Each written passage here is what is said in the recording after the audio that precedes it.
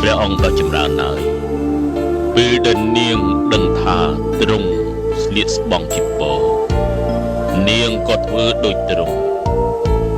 ពេលដែលនាងឮថាទ្រង់ទទួលទានមួយថ្ងៃមួយពេល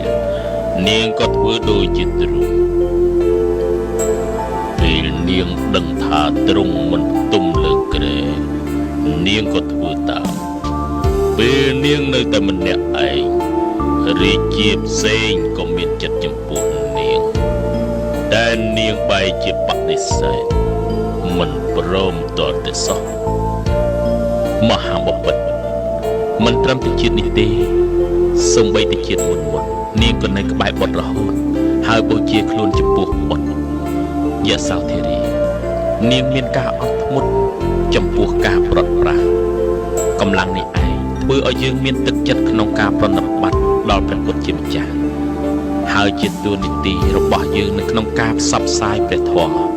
ជាសេចក្តីសុខដល់មនុស្សទាំងឡាយខ្ញុំម្ចាស់សប្បាយចិត្តលើទ្រង់សូមឲ្យភារកិច្ចរបស់ទ្រង់បានជោគជ័យ